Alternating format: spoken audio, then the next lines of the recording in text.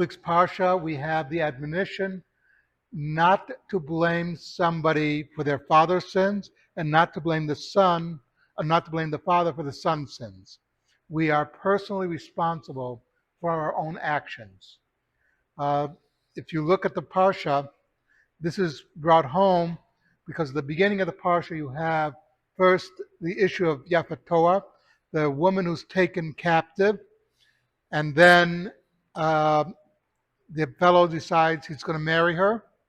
And then it talks about the hated wife and the loved wife.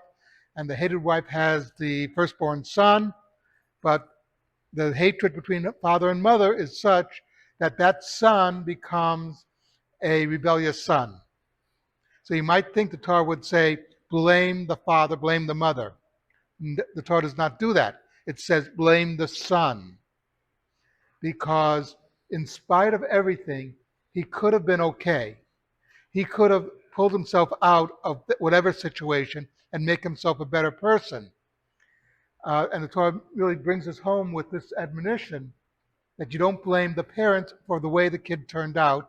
There are many stories of people who had a bad childhood and turned out to be extremely good people. There are many people who had a great childhood and then turned out to be mobsters or whatever. We are all responsible for our own actions in the final analysis. And that is probably the most important issue that the Torah is trying to bring forward. Don't blame others just because you messed up. Something to think about, Kaddish Rabbanim.